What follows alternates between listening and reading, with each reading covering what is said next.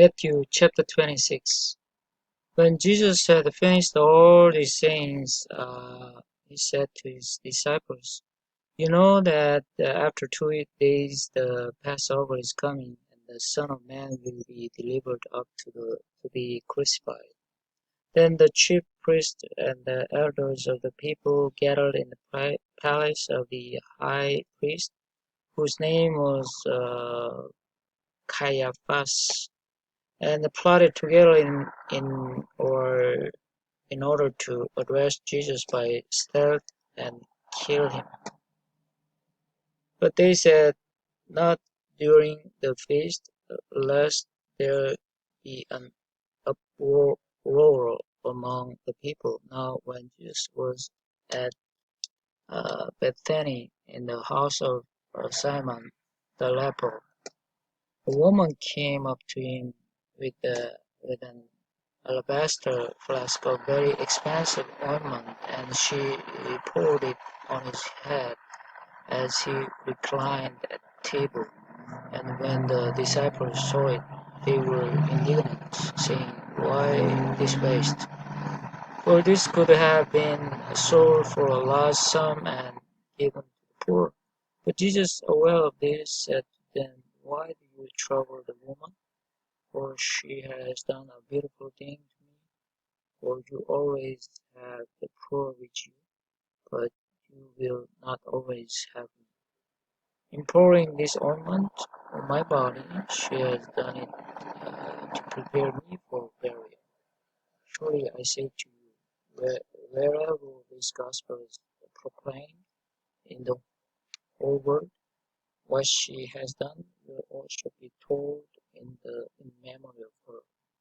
Then one of the 12, whose name was Judas Iscariot, went to the chief priests and said, "What will you give me if I deliver him over to you?" And they paid him 30 pieces of silver. And from that moment he sought an opportunity to betray him. Now on the first day of unleavened bread, and the disciples came to Jesus, saying, "Where will you have us prepare for you to eat the Passover?" He said, "Go into the city to a certain man and say to him, 'The teacher says, my time is at hand. I will keep the Passover at your house with my disciples.'" And the disciples did as Jesus had directed them, and they prepared the Passover. When it was evening, he reclined at table with the 12, and they were eating. He said, "Truly I say to you, one of you will betray me." And they were very sorrowful and began to say to him one after another, "Is it I, Lord?" He answered, "He who has dipped his hand in the dish with me will betray me. The Son of Man goes as it is written of him, but to that man by whom the Son of Man is betrayed, it would have been better for that man if he had not been born." Judas, who betrayed him, answered, "Is it I, Rabbi?" He said to him, "You have said so." Now as they were eating, Jesus took bread, and after blessing it, broke it and gave it to the disciples and said, "Take, eat, this is my body." And he took a cup, and when he had given thanks he gave it to them, saying, drink of it, all of it, all of it, for this is my blood of the covenant, which is poured out for many for the forgiveness of sins. I tell you, I will not drink again of this fruit of the vine until that day when I drink it new with you in my Father's kingdom." And when they had sung a hymn, they went out to the Mount of Olives. Then Jesus said to them, "You will all fall away because of me this night." For it is written, I will strike the shepherd, and the sheep of the flock will be scattered. But after I am raised up, I will go before you to Galilee. Peter answered him, though they all fall away because of you, I will never fall away. Jesus said to him, truly I tell you, this very night, before the rooster crows, you will deny me 3 times. Peter said to him, even if I must die with you, I will not deny you. And all the disciples said the same.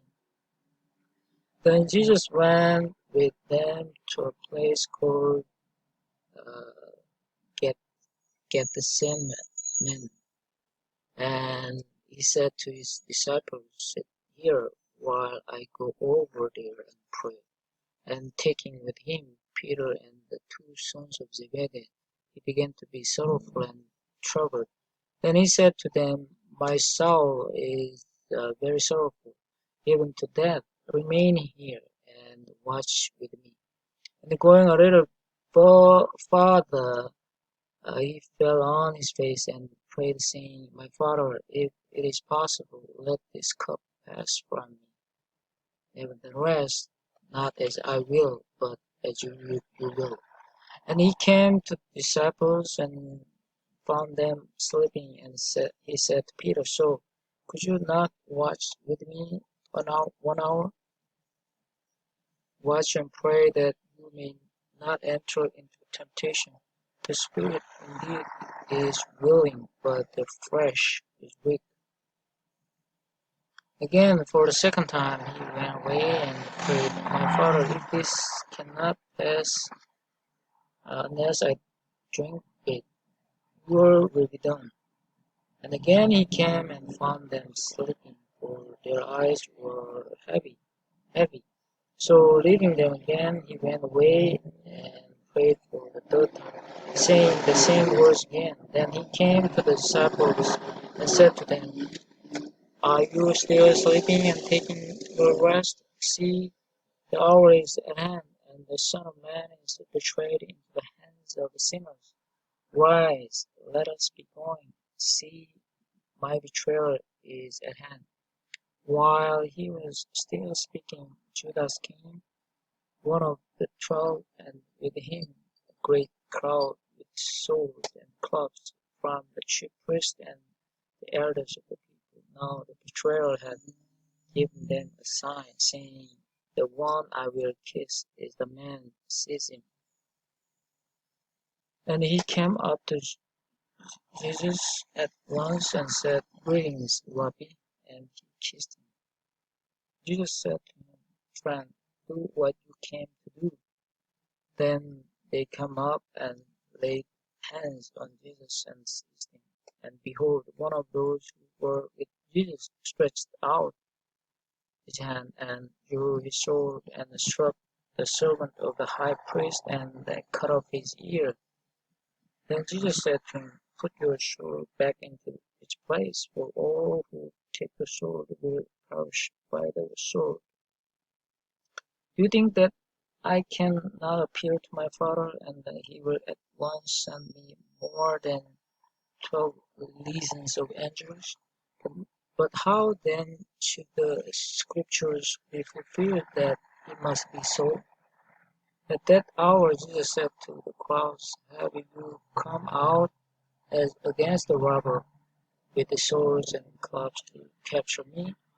Day after day I sat in the temple teaching, and you did not seize me.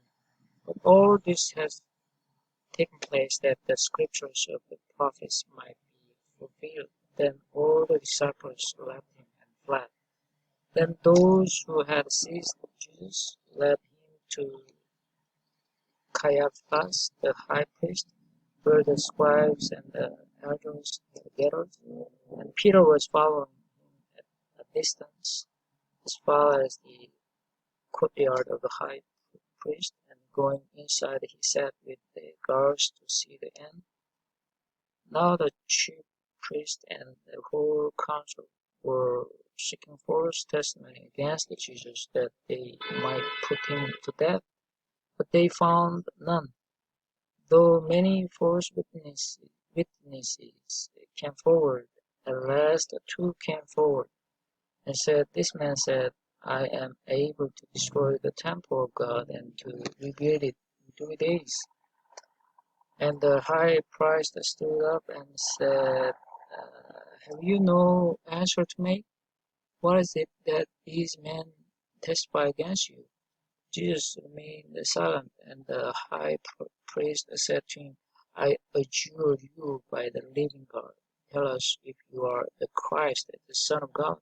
Jesus said to him, "You have said so, but I tell you, from now on you will see the Son of Man seated at the right hand of power and coming on the clouds of heaven." Then the high priest tore his robes and said, "He has uttered blasphemy. What further witnesses do we need? You have now heard his blasphemy. What is your judgment?" They answered, "He deserved death." Then they spit in his face and struck him, and some slapped him, saying, "Prophesy to us, you Christ, who is it that struck you?" Now Peter was sitting outside in the courtyard, and a servant girl came up to him and said, "You also were with Jesus, the Galilean." But he denied it before them all, saying, "I do not know what you mean." And when he went out to the entrance, another servant girl saw him, and she said to the bystanders, "This man was with Jesus of Nazareth." And again he denied it with an oath, "I do not know the man." After a little while, the bystanders came up and said to Peter, "Certainly you too are one of them, for your excellent persuasion." Then he began to invoke a curse on himself, and to swear, "I do not know the man." And immediately the rooster crowed, and Peter remembered the saying of Jesus, "Before the rooster crows, you will deny me 3 times." And he went out and wept bitterly.